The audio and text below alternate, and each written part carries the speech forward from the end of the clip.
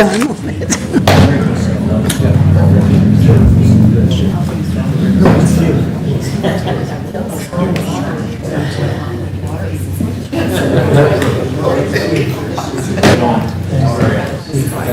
Horrible, but I was so frustrated. So.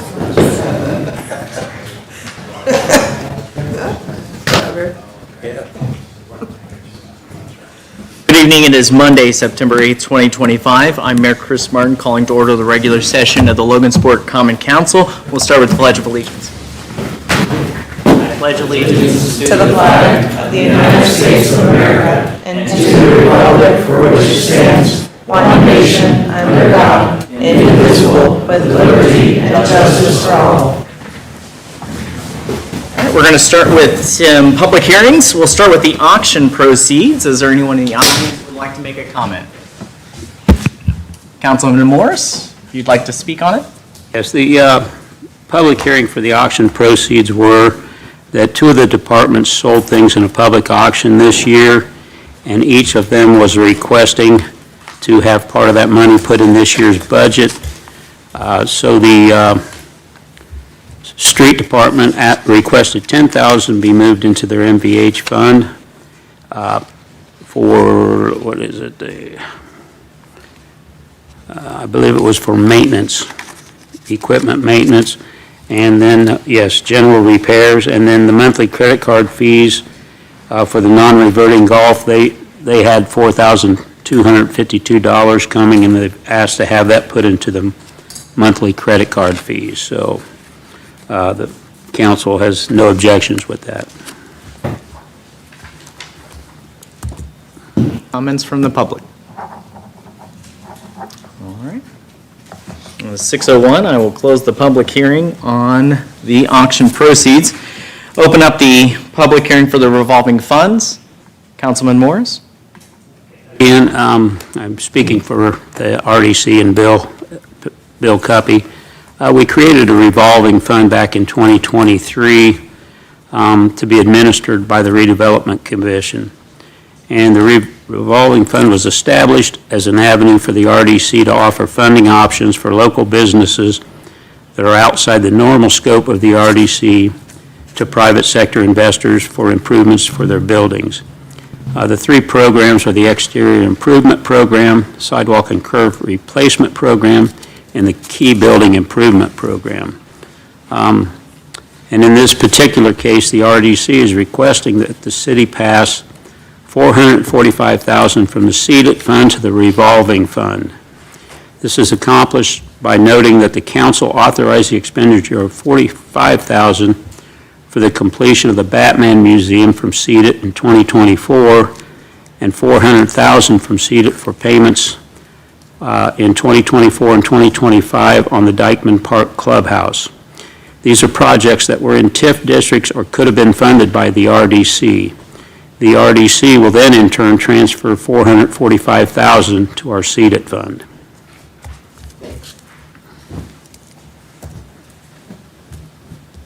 Any other comments? Public comments? Okay. I will close out the public hearing for the revolving funds. All right, call for question, or call for roll call, sorry, roll call. BJ Cox. Present. Chris Howard. Present. Cameron Austin. Present. Haley Zensmaster. Present. Scott Peedy. Present. Susie Wamsley. Present. Dave Morris. We'll start with the approval of minutes for the August 4th, 2025 meeting. Make a motion to approve. Second. Any further discussion? Call for question. Dave Morris. Yes. Susie Wamsley. Yes. Scott Peedy. Yes. Haley Zensmaster. Yes. Cameron Austin. Chris Howard. Yes. BJ Cox. Yes. All right, next is reports from committees, boards, and commissions. Finance Committee met on August the 25th. Topics of discussion were Four Brothers abatement, Operation Blitz, the purchase rental of a trommel screen for the street department, the Board of Works transfer, a non-reverting golf transfer, and the closing of the Make My Move Fund. All of those are on tonight's agenda. Any other reports from boards or commissions or committees? Rules Committee met on August 25th, where we discussed joining the settlement group for the Purdue-Sackler opioid settlement. Then we also discussed updating the trash and nuisance ordinance, which was kind of tabled temporarily. The Parks Committee, we had a meeting on August 25. The purpose was to approve the 2026 Golfers Handbook and the new 2026 fees that are now updated, and both of those are moved to tonight's meeting.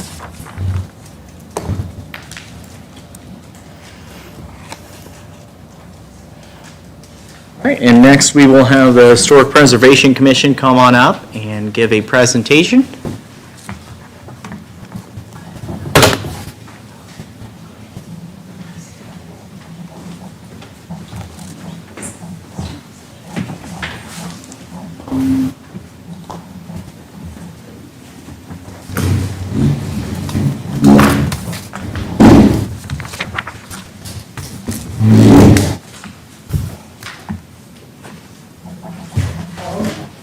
That would have been good. Good evening. Hi.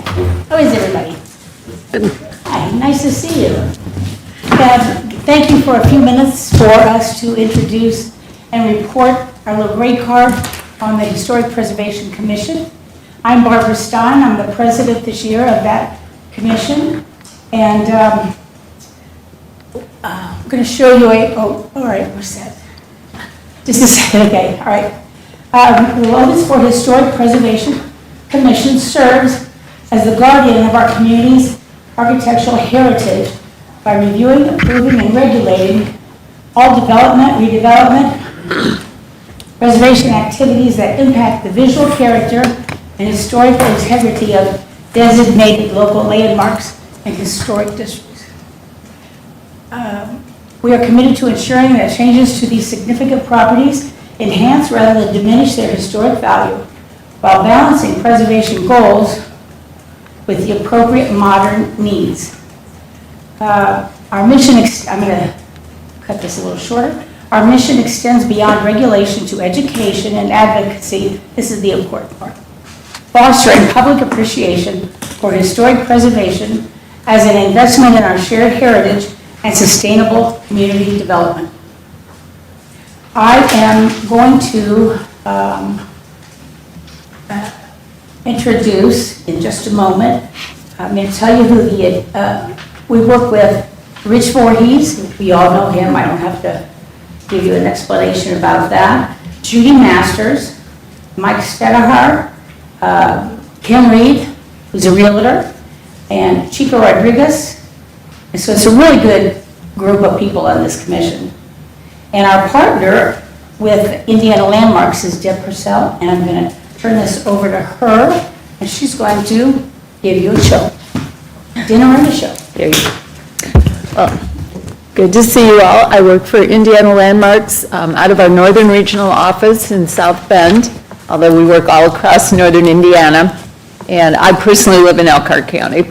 So love to come down here. We meet once a month. I work with the commission. I also work with any homeowner in town that's interested, wants to know something to do with their building or get some advice or contractor information, things like that. So you may see Indiana Landmarks come across as a line item on your budget because we do have a contract with the city. And so I just wanted to tell you a little bit about who we are. So you wonder, why are we paying this money? What are they doing? This is us. So we have 9 regional offices across the state of Indiana. We're obviously that one up there at the top. So 14 counties that we work with in our region. And we advocate for saving old homes and buildings and finding new uses for them. And we do that in a lot of ways. We've got over 6,200 members. We're the largest not-for-profit historic preservation organization in the country. And we are strictly operating on donations and grants and that kind of thing. We operate with no tax dollars whatsoever. So this is the magazine that goes out to our members. This is way back in the beginning, when we were first getting started as a reaction to a lot of development going on in Indianapolis. And this was the first building that we saved, the Morris Butler House, which was in the way of Interstate 65. And so the people that owned this had a friend named Eli Lilly, who had a little money, a little influence, and got some of his friends together. They formed an organization to help save this, and 65 now goes around this house. And our building is right on the other side of it. So this is our office, and they rehabbed that back in 2010, so it's a really cool building. What is that? And that is our central office. It was the Central Avenue United Methodist Church originally, and was a big, big Methodist church in the early 1900s, but like many big inner-city churches, had really dwindled in membership. So by 2000, they were looking for something to do with the building. So we have our offices there, and then it's used as public space as well. So that's what it looks like today. That's actually taken from Interstate 65, so it's really close. That's the other side of the building, and the big rectangular part off there to the left is where most of our offices are. We practice what we preach in saving buildings, and so all our offices are in buildings that we've saved. That's in Richmond, Indiana, our eastern office, an old bank building in Terre Haute. This is our newest acquisition. This is on the campus of Valparaiso University. That's our northwest regional office. Southwest, that's in Aurora, Indiana, down by Cincinnati, right on the banks of the Ohio River. And southern Indiana in Albany. That was a burned-out funeral home when we acquired it. And they've come a long ways in rehabbing that. So what we do with the city, we call this our Commission Assistance Program, or CAP contract for short. And so if you wonder what in the world we're doing here, this is some of the things. So every year we have a planning session with the commission, set some goals for the year, and decide what we want to do. I attend the commission meetings, assist in reviewing COAs, that's a certificate of appropriateness. So when a building is designated locally as an important historic building, they have to have anything reviewed that's changed on the exterior. And so I work with those owners to help them meet the guidelines that you have for that. Like I said before, I'll meet with property owners in town for site visits or talk over the phone. And then after I've reviewed those applications, when they want to make changes, I write a report comparing their project to the guidelines and give that to the commission to help them make their decision. We conduct training workshops for the commission as well as for the community to help them meet their education goals for the commission.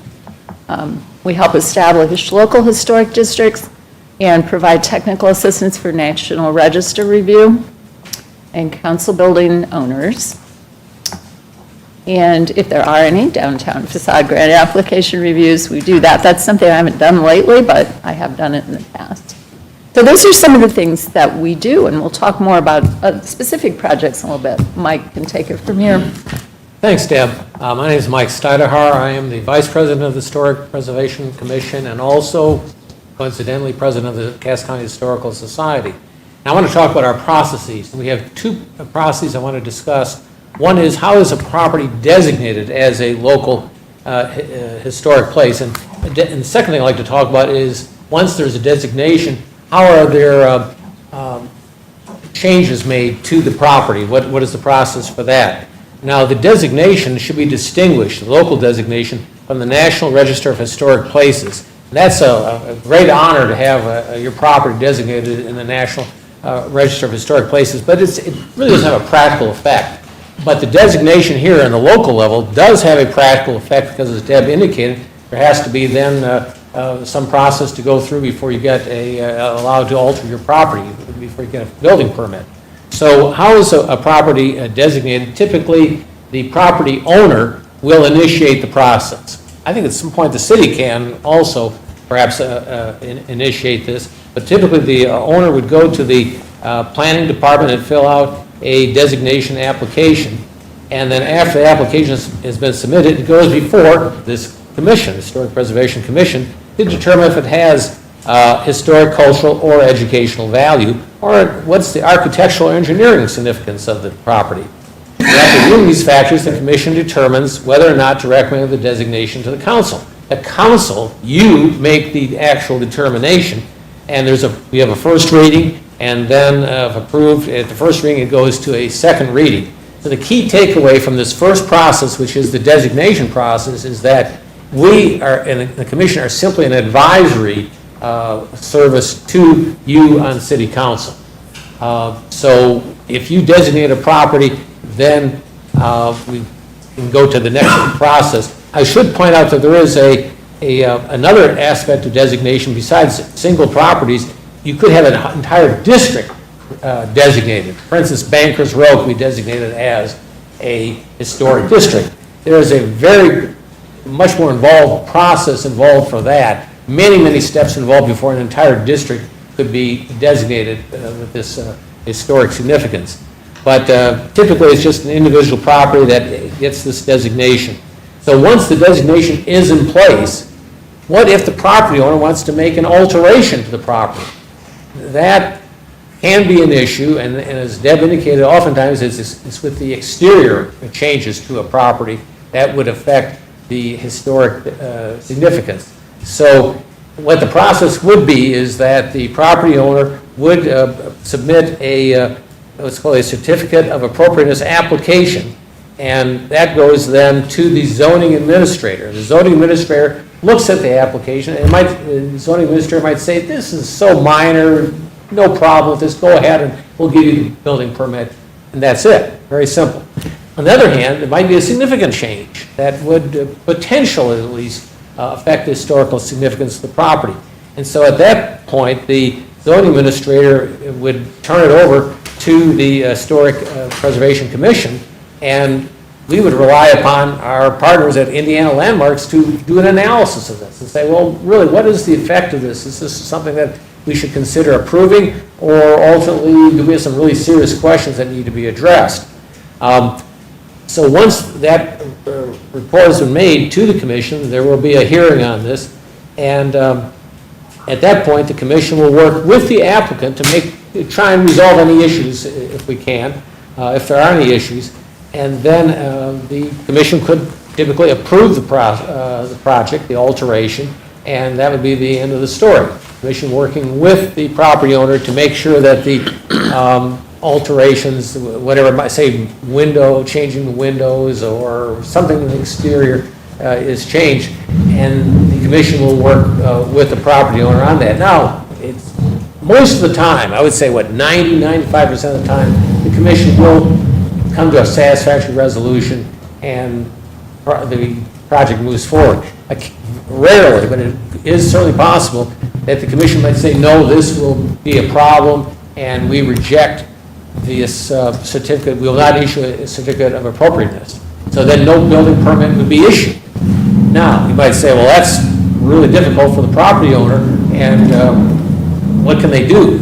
Any decision of the Historic Preservation Commission can be appealed, and ultimately to a judicial appeal. So there is a process, it could go on. The commission itself cannot absolutely kill any project desired by the property owner. I think that's important to know, that we're really an advisory entity, and council certainly has a major role to play in this, and ultimately, I guess, a court could ultimately vindicate the property owner. But most of the time, a certificate of appropriateness is granted, and the property owner is able to make the changes, which will not then affect the historical significance of the property. Give it back to Deb. Along that line, this is one of our single sites, the most recent one to be designated. So you might just think it's the big houses on Bankers Row. That is not true. This is a very well-maintained foursquare on Market Street. So we do all kinds of properties. Part of keeping this intact and keeping it historic is also to maintain the property values. That's really important for not only that house, but for the surrounding properties in the neighborhood. So as Mike was saying, we do have a pretty high approval rating. Last year, I looked at our records. We had 14 COAs that came before the commission. Of those, 11 were approved as they were, 2 were approved with conditions, 1 was denied. So a 93% approval rating, which is pretty good. So when people say they're a negative group and they don't approve things, that's not really true. They approve most things. There's 22 local sites here in the city. So another thing that we've done in the last little while was helping with the Riverside National Register Historic District, which is a huge, one of the largest National Register districts in the state of Indiana. So you've got it right here. There are 1,317 resources in that area, and that's the last area in town to be designated as a National Register district.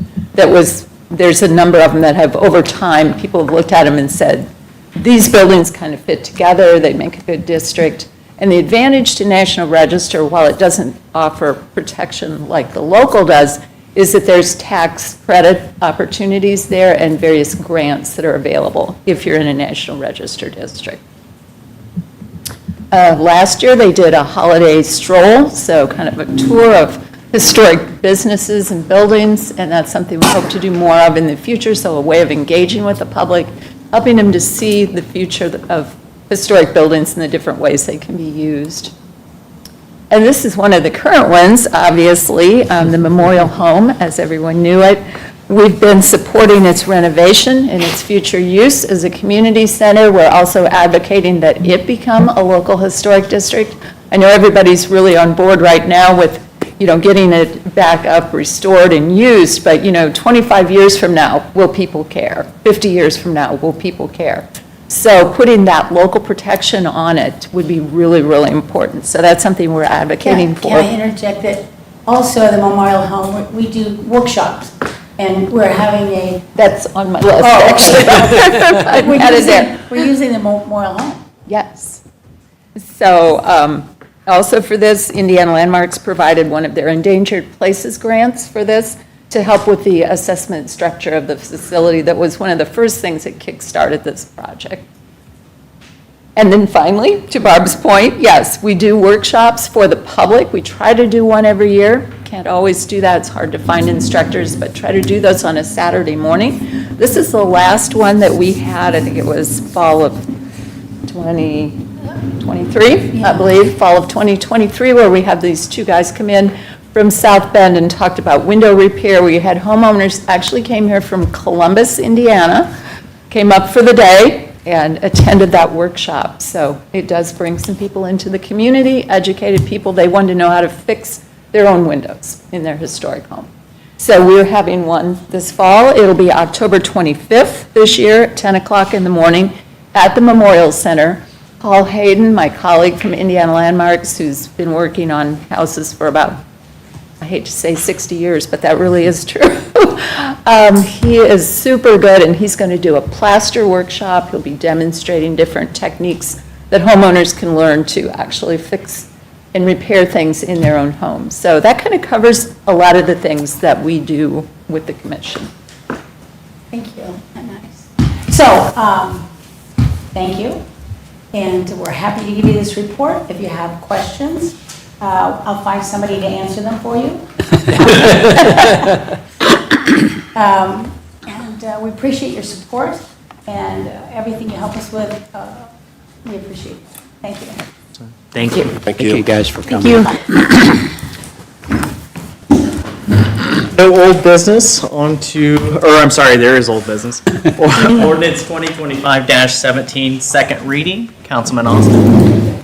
Ordinance 2025-17, an ordinance of the Common Council of the City of Logansport, Indiana, rescinding ordinance 2024-35 and 2024-36, appropriating ARP Coronavirus Local Fiscal Recovery Funds, number 176/2407, ARP funds, and reciprocating those same funds for the renovation of the Lower Spencer Park Pavilion. Mr. Mayor, I ask for a vote on ordinance 2025-17. Second. Any further discussion? Call for the question. BJ Cox? Yes. Chris Howard? Yes. Cameron Austin? Yes. Haley Zinsmaster? Yes. Scott Petey? Yes. Susie Wamsley? Dave Morris. Ordinance 2025-17 passes on its second reading. Ordinance 2025-18, Councilman Cox. Ordinance 2025-18, an ordinance of the Common Council of the City of Logansport, Indiana, for the additional appropriations of auctions proceeds to various city departments. Mr. Mayor, I ask for a vote on ordinance 2025-18 for a second reading. Second. Any further discussion? Call for question. Dave Morris. Yes. Scott Peety. Yes. Chris Howard. Yes. Susie Wamsley. Yes. Cameron Austin. Yes. BJ Cox. Yes. Haley Zinsmaster. Yes. Ordinance 2025-18 passes on its second reading. Ordinance 2025-19, Councilman Morris. Ordinance 2025-19, an ordinance of the Common Council of the City of Logansport, Indiana, appropriating funds for the City of Logansport, Indiana revolving fund number 406/4406. I've moved this forward for a vote. Any further discussion? Call for question. Susie Wamsley. Yes. Haley Zinsmaster. Yes. Cameron Austin. Yes. BJ Cox. Yes. Chris Howard. Yes. Scott Peety. Yes. Dave Morris. Ordinance 2025-19 passes on its second reading. Ordinance 2025-21, Councilman Peety. It's 2025-21, an ordinance of the Common Council of the City of Logansport, Indiana, amending ordinance 2024-30, which established a fund in accordance with the general obligation GO bond for the City of Logansport, Indiana, on the second reading. Mr. Mayor, I ask for a vote on ordinance 2025-21, please. Second. Any further discussion? Call for question. Scott Peety. Yes. Susie Wamsley. Yes. BJ Cox. Yes. Chris Howard. Yes. Dave Morris. Yes. Haley Zinsmaster. Yes. Cameron Austin. Yes. Ordinance 2025-21 passes on its second reading. Ordinance 2025-22, Councilman Howard. Ordinance 2025-22, an ordinance of the Common Council of the City of Logansport regarding time clock expectations for civil city employees. This is a second reading. Mr. Mayor, I ask for a vote on ordinance 2025-22. Second. Any further discussion? Call for question. Dave Morris. I did want to go ahead. ask a question on this. There's been a lot of concern about this time clock, and I wanted to get maybe a legal opinion on salaried employees and the need for them to have to clock in on a daily basis. What is your understanding of the legal process on that? I'll give you an example, the golf course employees. They have 3 employees out there that are constantly moving around, and they're questioning it, and I want to know, are we legally okay asking them to do this? The concern is that, they're there all hours of the day and night, sometimes from sun up to sundown. Are we? Well, I think the rule is if you feel it's appropriate to want to demand that kind of compliance with it, that you can do that, but there's a downside of doing that on efficiency, and I think some places use communication to call, probably law enforcement and the fire departments would be a couple of good examples. They call in and report on that. Now, it's not the same as putting a biological thumbprint on it, but it's like everything else. I don't know if there's a perfect rule that you're going to have in all of this, and that's we talked about that from the start here, that I think there's potential problems. Some of them are practical. I don't know if they're rise to a legal problem, but it's like, do we want them to get on the tractor and come into the thing, punch a button there and then take off and go do the other job. You know, that's kind of the practical reality of what you're dealing with. So. Is that what you want to hear?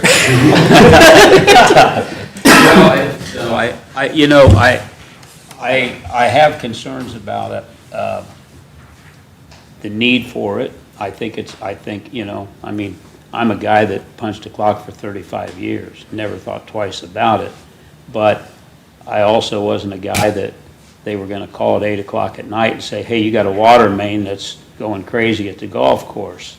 Or, you know, some issue where it needs to be addressed right now. So do I run to make sure that I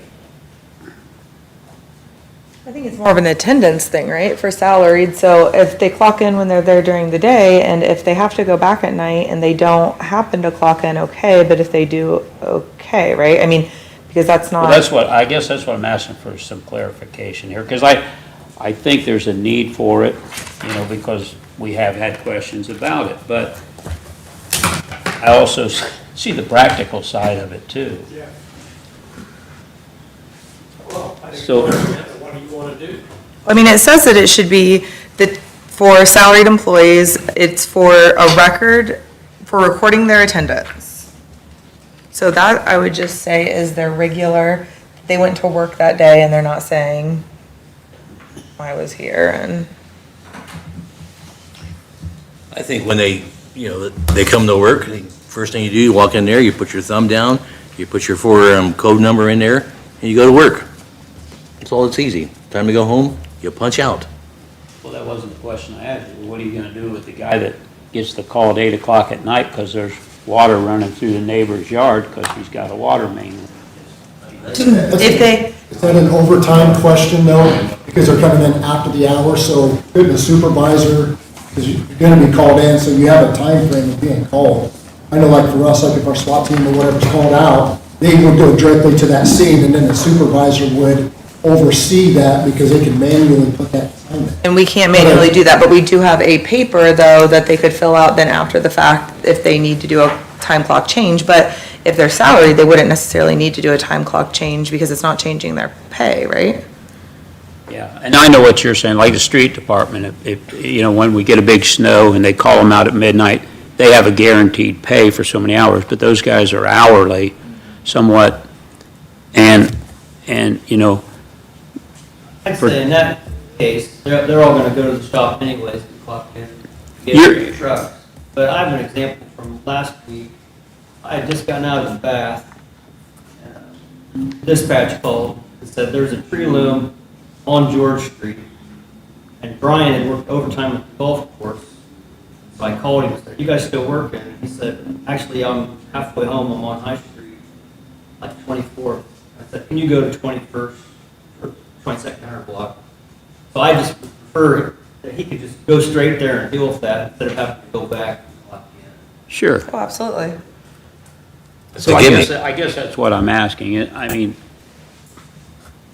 I think there's a necessity on a regular basis to clock in and out so that we can, you know, if someone asks, we can show them, these people have been here and there.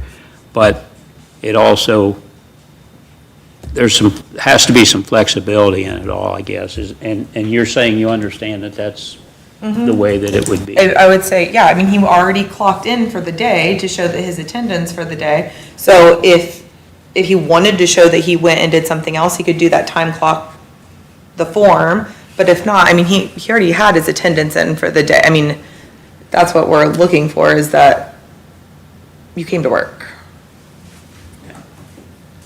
You were there at a certain time and you left at a certain time.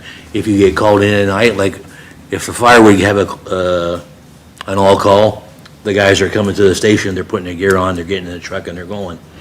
And that's what they're told to do. Yeah. Same with the police, but if they're coming in for a standby, they can come in and punch in, or they can set up a system where they can, and they've always done it before, is just write down who's here.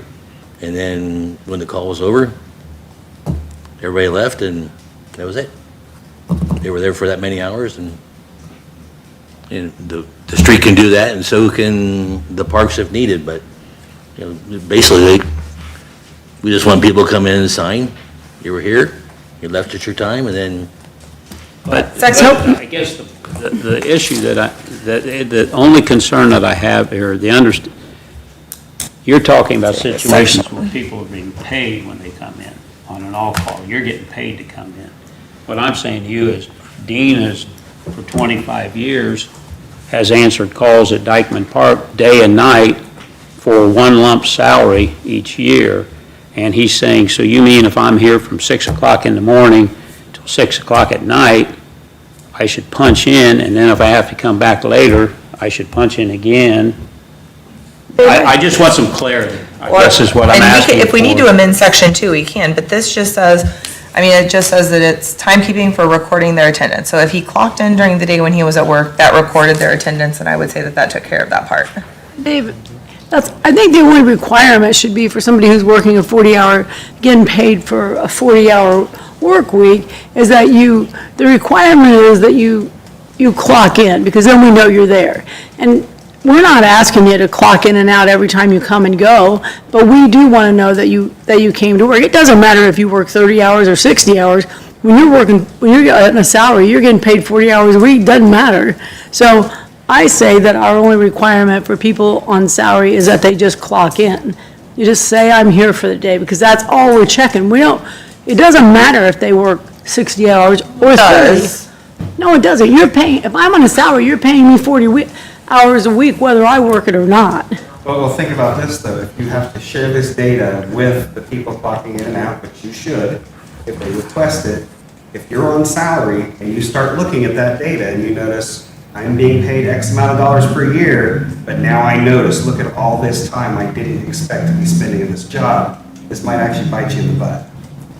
Somebody could say, look, I'm only getting paid $30,000 a year, but it looks like I'm doing $50,000 or $60,000 a year in work according to my hours. I already know that. These people that Not necessarily. yes, these people who have these jobs already know how much they're working. If you want to speak, you need to come up and speak, but, okay, maybe I'm just blurring it all. I just want to make sure there's an understanding for the people that are working outside, that are on salary, and they work for that wage, they work for that salary. They have not been compensated for any additional work that they've done in the past. I think salary, you're going to be working for a certain amount of time. You could work, an 8-hour day, or you could work a 16-hour day, but you still get paid for that 8-hour day. And that, I believe, is a choice. If you don't want to become salary, you could request to be, on the hour.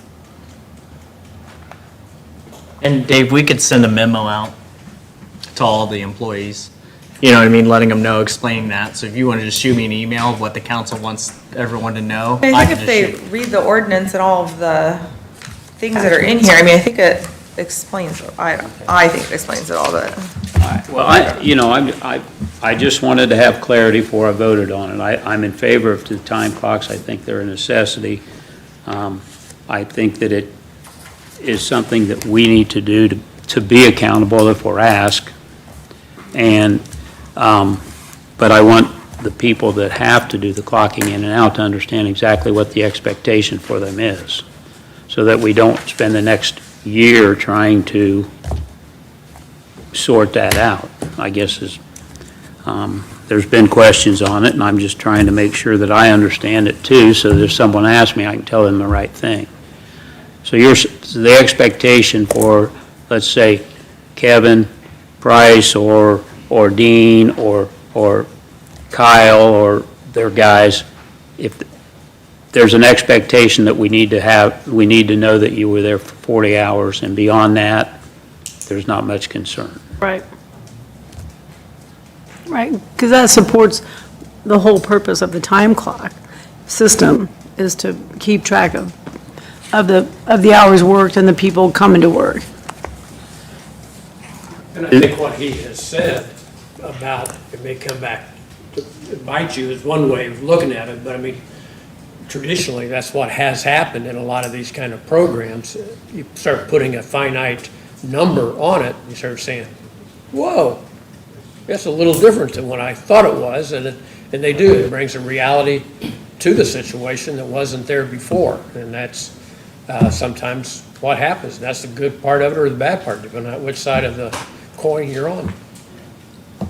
I think the ones that have questioned it are the ones that they do it because they love what they're doing, and they're not worried about whether they work 40 hours or 45 hours or 50 hours or 60 hours. They know what they're going to get paid, but they want to understand what their responsibility is towards the time clock, and that's all I want to do, is some clarity on that. And, you know, if the need is only there to show that they're working the minimum amount of hours required for them, then I'm okay with that. And that's What this says. Is that what we're looking at here, basically? I believe so. To document it in and out. Yeah, that's,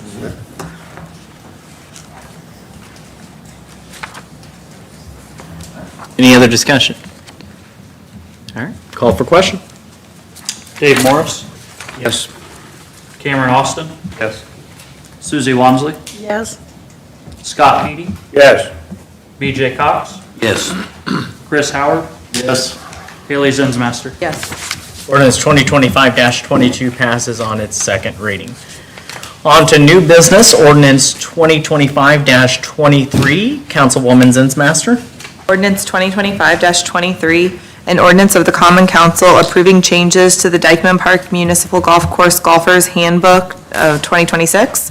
And I would ask for a vote on ordinance 2025-23 on its first reading. Second. Any further discussion? I have a question. I just wanted to ask Jan, did you make the changes that needed to be made? Because I didn't get to see a new revised copy of that. Yes, I said that debate and Tyler. Okay. Put it in those packets, Tyler. No, he see it. didn't. I sent you. You sent it to me? I didn't see it at all.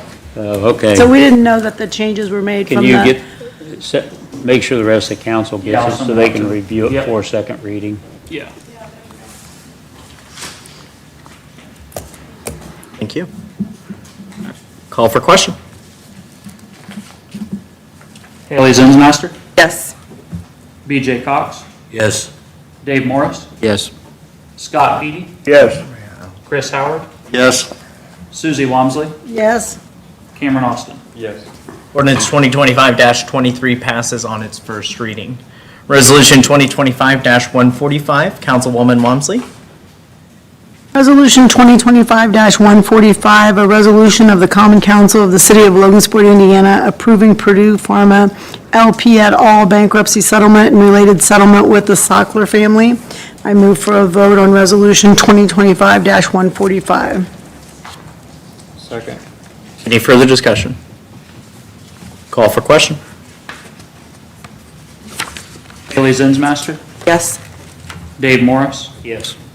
Cameron Austin. Susie Wamsley, Yes? Scott Petey, Yes.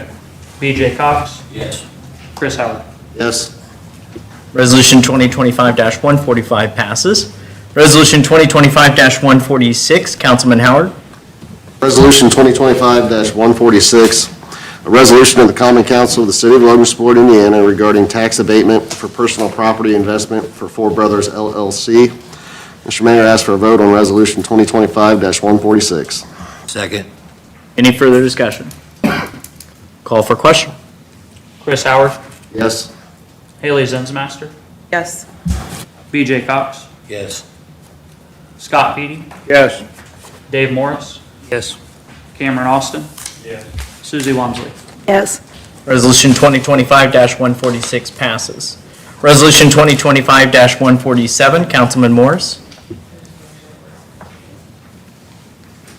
Resolution 2025-147, a resolution of the Common Council of the City of Logansport, Indiana, approving a transfer of funds from the Rainy Day Fund to the Blitz Grant Fund. I'd move this forward for a vote. Second. Any further discussion? Call for question. Cameron Austin.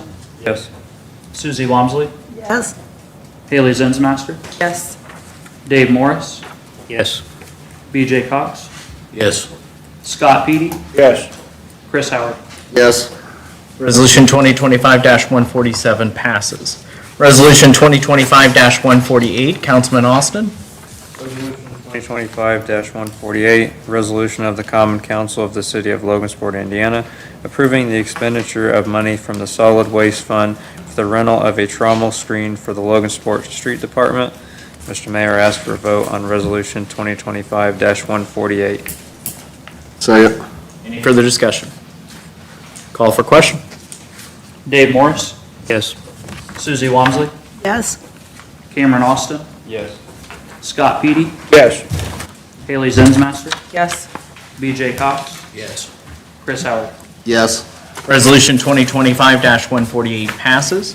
Resolution 2025-149, Councilwoman Zinsmaster. Resolution 2025-149, a resolution of the Common Council of the City of Logansport, Indiana, transferring appropriations for the Board of Works and the General Fund. And I would ask for a vote on Resolution 2025-149. Second. Any further discussion? Call for question. Dave Morris, Yes. Haley Zinsmaster, Yes. BJ Cox, Yes. Susie Wamsley, Yes? Scott Petey, Yes. Chris Howard, Yes. Cameron Austin. Yes. Resolution 2025-149 passes. Resolution 2025-150, Councilwoman Wamsley. Resolution 2025-150, a resolution of the Common Council of the City of Logansport, Indiana, transferring appropriations for the non-reverting golf course fund. I move for a vote on Resolution 2025-150. Second. Any further discussion? Call for question. BJ Cox, No. Chris Howard, Yes. Cameron Austin. Yes. Haley Zinsmaster, Yes. Scott Petey, Yes. Susie Wamsley, Yes? Dave Morris. Yes. Resolution 2025-150 passes. Resolution 2025-151, Councilman Morris. Resolution 2025-151, a resolution of the Common Council of the City of Logansport, Indiana, approving the transfer of the remaining funds from the Make My Move Fund into the Industrial Park TIF Fund and closing out the Make My Move Fund. I'd move this forward for a vote. Second. Any further discussion? Call for- This oh, sorry. refers to, in the first whereas, this refers to attachment A, which is not attached. Okay. Basically, it was the resolution that the RDC passed. It was in the same email that it needed to be attached here, but we'll get it attached so it's with the, basically, it was the RDC asking us to close the fund. Basically, the program had run out, and the money was basically is just being sent back to the fund it was originally brought forward from. I understand. I remember from the committee meetings, I'm just saying that the Exhibit A isn't attached, so before you sign it, it should be attached. But, yeah. Say that out. Any further discussion? Where's it say that at? Whereas the last, second open paren, close paren, see attachment A. Okay.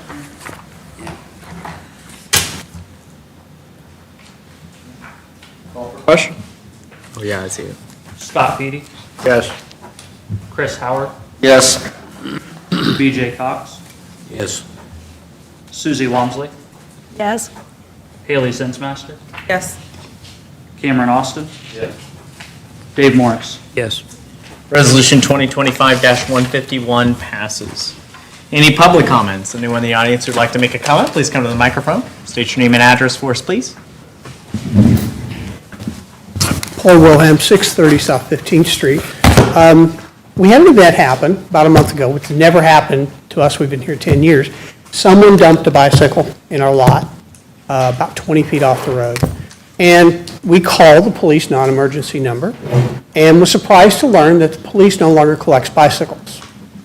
I understand, minor crime, it's a misdemeanor in the state of Indiana, it's under $750. But as someone in the community, I'm a little concerned that we're not enforcing the laws that we have. And this is a law that we should be following up on. Now, I understand, I was told they don't pick them up because they don't have space to store them. And I would think there would have to be some way to resolve that, because we just built a new police station. Surely, with all the property the city owns, we have some place to put bicycles. But as another point of concern, it sends a wrong message to the community if we aren't enforcing a law like this. People can just go and take bikes wherever they want to. And in our neighborhood, at least, I know some of the neighbors are very diligent about logging up their bike, but people will come along, bolt cutters, and cut them loose. But I just think it's something that we need to be concerned about, because it's these kind of small crimes, and they're mostly probably just crime of opportunity, or someone has a drug problem and they're looking for a way to make money.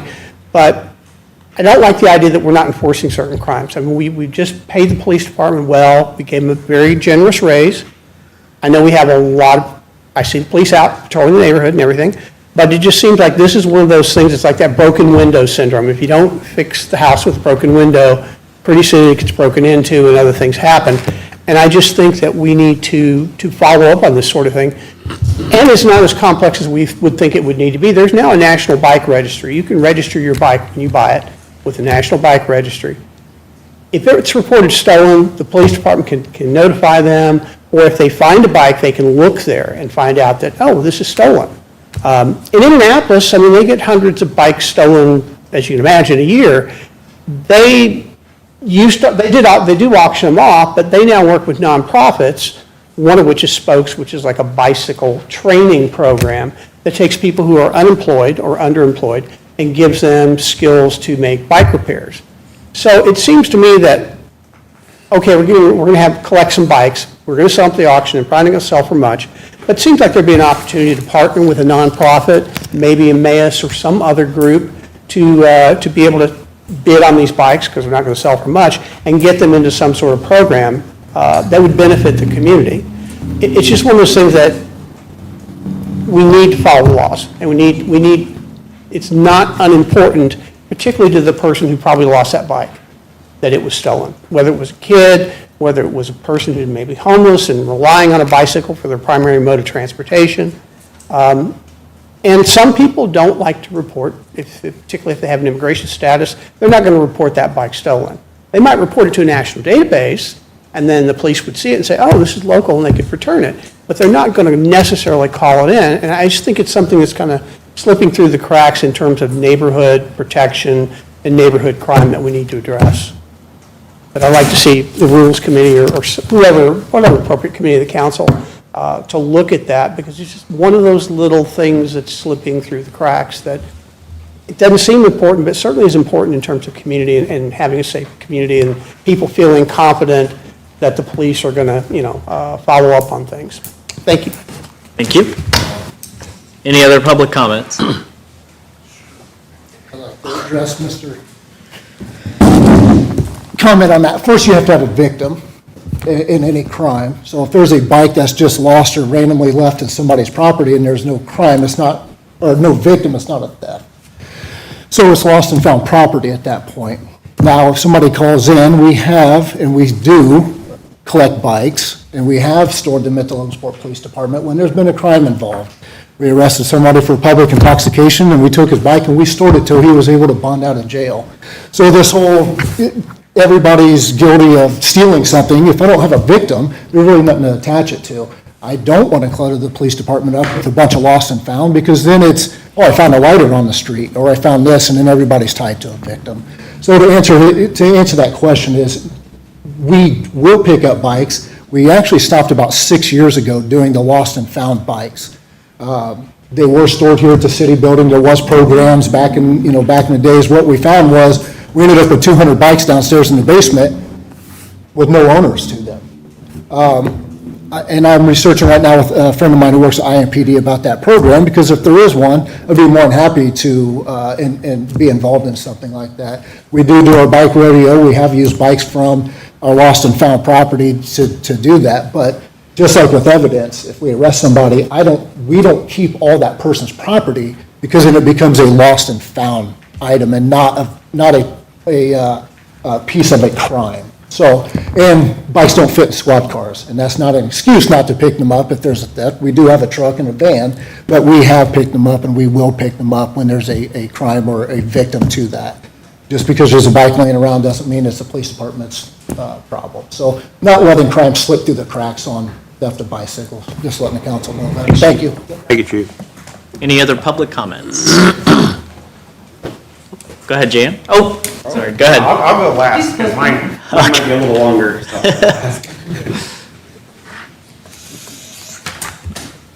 I just wanted to invite you to the Parks Board meeting on Wednesday night. We are going to get a demonstration from Kevin Price on the camera system. And I thought if you're so interested in it, I thought you might like to see that demonstration, so. Wednesday? Yeah, 5:30. 5:30 Wednesday. Yeah. We don't have anything else on the agenda. You should say that. Yeah. That's the only thing we have on the agenda right now, so. Anyway. Thank you, Jan. Thanks, Jan. All right, I think you're ready. You're up.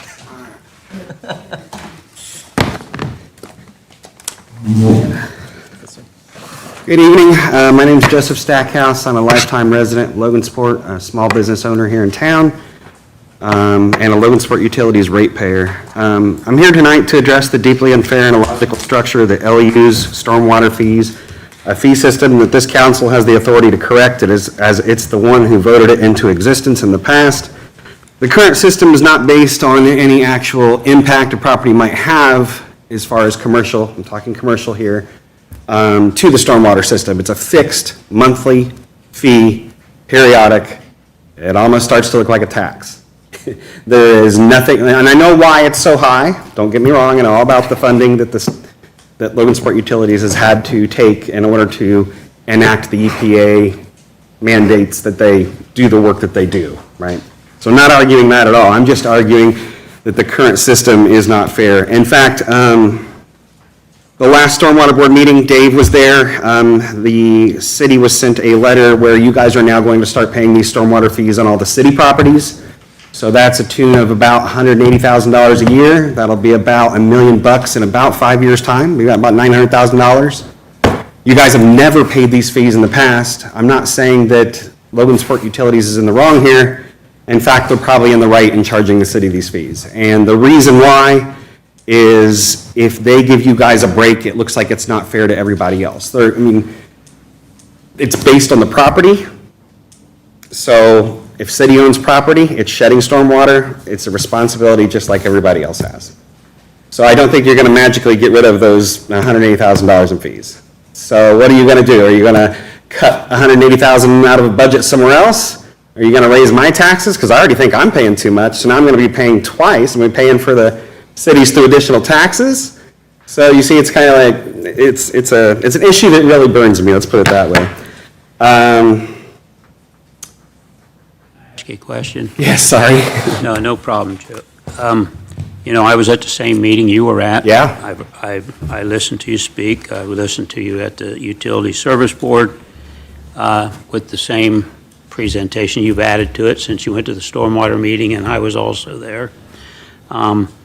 And I believe that you were asked if you would sit down with them to discuss it. Have you sat down with them to discuss your bill since that meeting? So at this point, in 2017, I had sent emails and called Logansport Utilities. I think it was 2017, somewhere around there.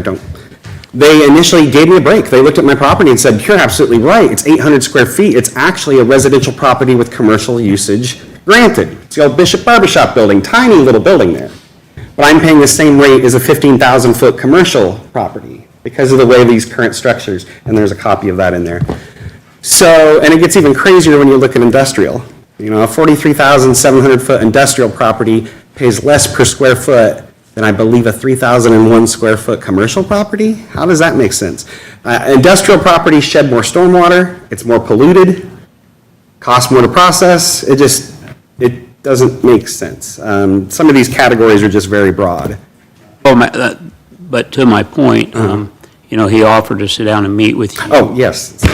And evidently, you've not taken the time to do that? Well, initially I told him I wanted everything in writing. I wanted to make it public. I don't want to sit behind closed doors, make a deal for myself and be done with it. I'm done with that. I'm going to make it fair for everybody, not just myself, for every small business that has a tiny little, say 100-foot by 100-foot square property, and they're paying the same as a 30,000-foot commercial property. And in many of those cases, when you're a small business like that, like my bill right now, 50% of my bill, total bill, water, electricity, wastewater, goes to stormwater. And it's going to go up next year, it's going to be about 63% of my total bill. So as a small business, you might say, well, that's only, hey, Joe, that's only $100 a month, that you're, actually, it's $160. But that could be $160 I could be using on tools and other things for my business. So that's the way I look at it. And if you look at how much I've paid over the years, because this fee started out small, and there's different phases, right? So I've put thousands and thousands of dollars in this point. And my question, Dave, is also if the city has a property that has one or two utility poles that's zoned commercial, are you guys going to pay that $180 or whatever it is for those two?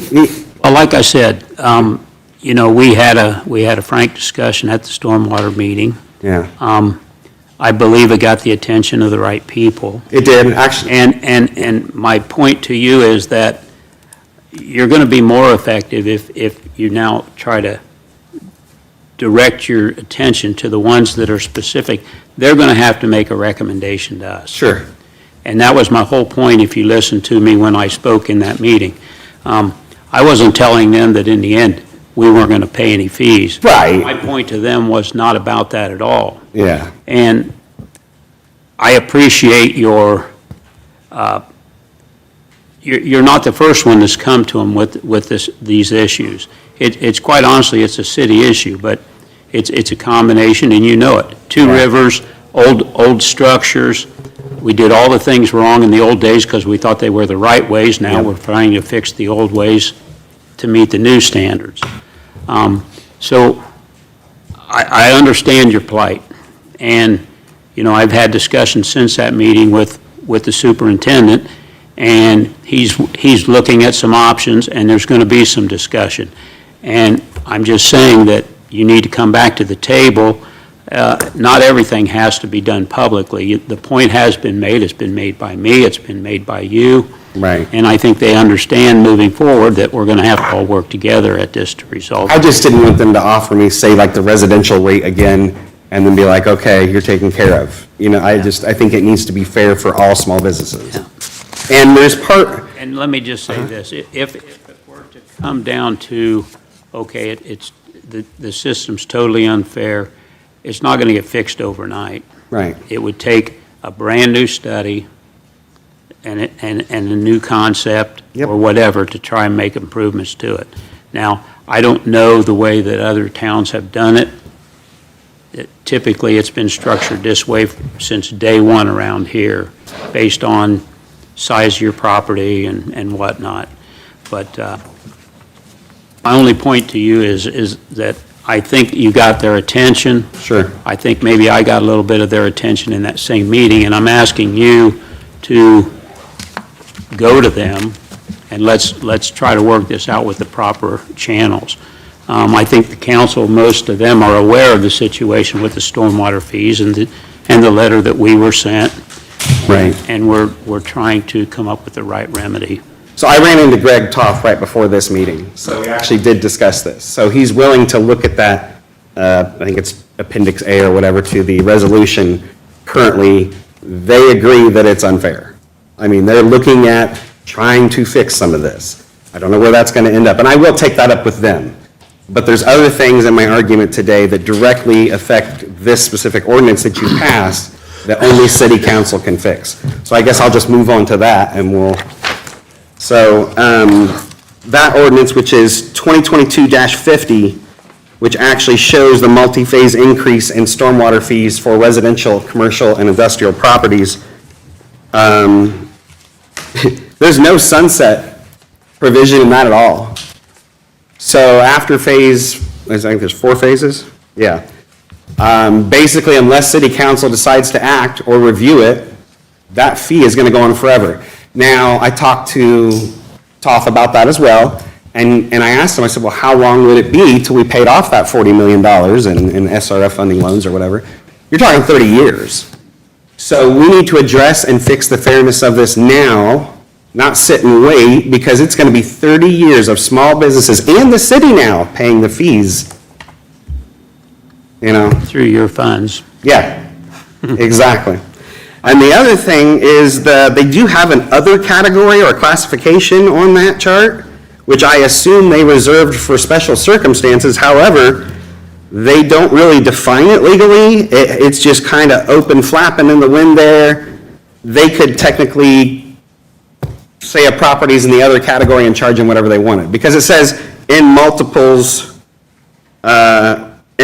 of the residential rate based on individual circumstances. So I think they had a good idea there. Maybe we can help somebody out, right? If it doesn't make sense like they did with me in 2017, but then they reverted that, like a year later. That they could use that, but I think they need to define that a little better because it's very vague. It gives them discretionary power to set rates for properties in that category. If you don't define a little bit more of what it is, that could be challenged in court. Yeah, so. And I think the only other thing I really have to say, I'm going to leave you with this letter. I give you a bunch of paperwork. I know, I'm sorry. I just want everybody to be on the same page for what I've been going through this so far. So, but it does sound like CEO Toth is definitely interested in making it fair. I just hope that they move it along. It can be moved along quickly. You can look at this and you can say, small businesses have now paid this for 6 years, and it's been incredibly high on them, sometimes 50% of their bill, 60% of their bill. You could immediately make a small category that gives small businesses, say 1,000 square feet or smaller, a break on this. I don't think you need to have a huge study to quickly make an impact, but you should do a study to get all the categories correct in the end, I do believe, so. Yeah. Appreciate I it. think that's it, guys. And I'll just end with one last thought. You had brought up, as far as how long does this go on? I've had those conversations with them myself, so I understand where you're at because, do we get it paid off just in time to start over? Yeah. I mean, honestly, that's a valid concern for all of us. So- Yeah, and it's so easy for utility's not gonna bring it up to you, especially if it's bringing an income, right? It'd be up to you guys to catch this and be like, oh, wait, we're still paying those fees, but the loan amount's starting to dwindle away, it needs to be adjusted, something needs to happen. Yeah, and when they say 30 years, it's not all 30 years because you got this bond on this year. Yes. Bond in this year, they're all graduated in. Right. And my question has been to them, okay, so when this bond drops off, will we reassess the whole situation and figure out, can the fees now be dropped and still maintain the system and pay it off, the rest of it off? So you're thinking along the right tracks. I wouldn't deny that at all. Will the fees go down now that the city of Logansport's gonna pay $180,000 into it as well? No, I can guarantee it won't, but should it? Well, maybe. Yeah, The question is 180,000 the equitable amount for us? Yes, yeah, and none of this is equitable. Like, there's tons of communities, say Lafayette, for instance. They literally base your stormwater fee on your square footage of runoff. So we're talking house rooftops, blacktop driveways, things that shed into the system. Because really, when you're contributing that to the system, you need to pay your fair share there. Because you might be shedding off 10 times more water than your neighbor, right? So why are we paying the same fixed rate amounts in these categories? I mean, it's hard to adjust this now because we owe so much on the loans. So I don't think we can get to that point yet. I really don't. I've looked it over. I don't think you can do that. I don't think you can make it absolutely fair, but you can make it more fair than it is now. Absolutely. So, and then the final thing, sorry, one more final thing, and you brought this up to the video recording of their meetings. They're not required by law. There's kind of a little skirt in the law. Council kind of probably heard me complaining to them. I've since talked to the writers of the law, Representative Smoltz and his team, and Senator Stacy Donato. Both of them highly recommend that Logansport Utilities should probably be recording their meetings. They can argue it all day long, but what are they arguing against? It's transparency. Why do they not want the transparency? It's going to open us to criticism. Well, good. You need to be.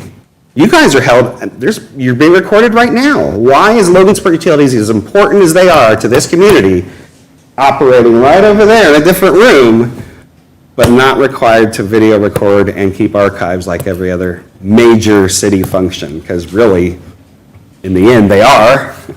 So anyway, we're looking at maybe possibly even get an amendment to that law to say, hey, if they're in the same building, the city owns the building, they need to do it if it's a public meeting. Or maybe if they provide income to the city, which they do, and it's a public meeting. Anyway, I even gave them resources how to do it on the cheap. There's already programs. The state of Indiana has already negotiated with a third party that's FedRAMP certified, the same federal certification for tons of other utilities in Indiana that are already doing this. It usually costs under $5,000 anyway to implement a system like that.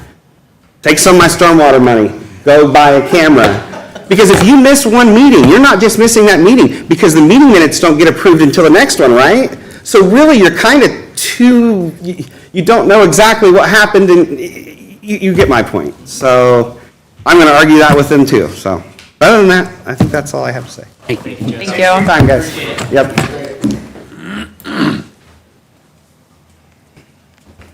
Good evening, council members, administration. My name is Jim Brew. I live at 1315 East Market. And I've been a lawyer for many years in downtown here.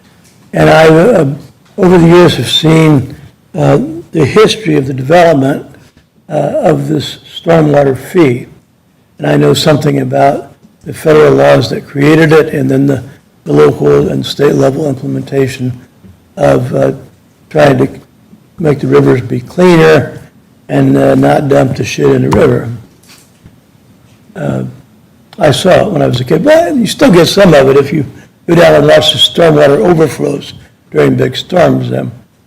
So I appreciate I'm here to commend you and thanking citizens like Mr. Stackhouse for reading and having an interest in local politics and trying to improve our utility, which I created the Utility Service Board in this room with the support of other council members. Now, the future of that service board is also your business, and it may or may not be going in a proper direction. That's your discretion as leaders. That affects us for years. When that subject comes up, I'll come back. But the rest of what I want to say this evening is, because I am inspired by this question that's been raised about stormwater. And I saw that one-page letter unsigned by presumably the executive in charge of the utility. I think there's a question about the authority for writing such a letter in the first place. I respectfully dissent about the idea of the logic. You show me the law that says that there should be no exemption. I mean, show me in the federal law where it says that. So I don't think you're right, my friend, about that. And I'm always open to learn, always. Now, don't interrupt me, that's impolite. Sorry. So, we're all in this together. And so what comes out is what matters. And the important point to me, historically and legally, is that the stormwater, it's a taxation. When it was created, there was a public hearing, and all the public was invited. And those things are temporal, so that means they have a place in time, and decisions is made after due consideration based upon all those facts. Yeah, facts change, people get new insights, so then that's why people can change laws. But when something becomes a big deal, then for sure that there should be, this is the other point, it was based upon a study that everybody read. Yeah, you can compare it to other communities and how they do their square footage or not in total surface area, but that's not the only way to do it. You as a town, we as a town, make a decision about how to run our place. So, we'll see what happens with the challenge from the utility executive. We'll see what happens to that. that should be really thought through clearly about whether you need to pay the freight as though you're a house. City's not a house.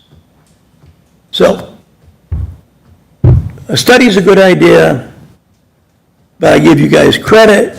When this came up before and historically, the city council, which is the ultimate decision maker, did the job, they did their duty, and they are to be credited in a very thank you way because you guys take your job so seriously. And that is cool. Thank you, Jim. Thank you, Jim. All right, any other public comments? All right, council member comments?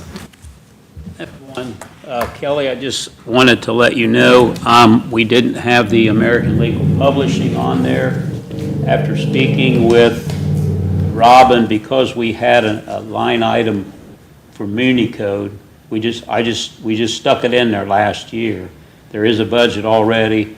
I talked to Chris, and he's going to get a contract, and all we need to do is run it through the Board of Works, and we're ready to go. Sweet. Fantastic. Thank you, Dave.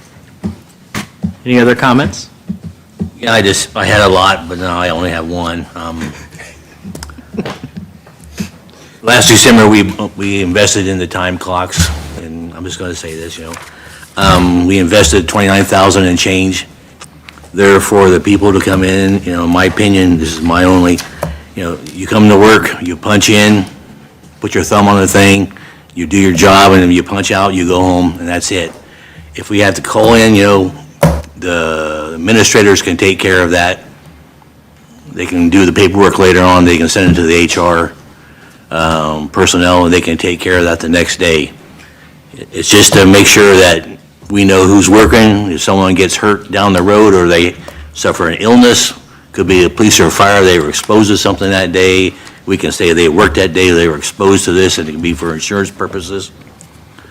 But the main thing is, we want to know who's working, what time you're there, and what time you go home. We lost a good person this week because all the stuff that's going on a lot with this, and that sort of sucks. That's the way it is. But these time clocks are supposed to be used, and I hope they're done right, and we can go from there. Any other council member comments? All right. Very good. Miscellaneous business and any matters not already considered, including Section 504 compliance or concerns. All right, seeing none, do I have a motion to adjourn? I'll make a motion. And a second. Take her around. There you go. Call for questions. BJ Cox. Yes. Chris Howard. Yes. Cameron Austin. Yes. Haley Zinsmaster. Yes. Scott Fee. Yes. Susie Wamsley. Yes. Dave Morris. Yes. We are adjourned. Have a great night.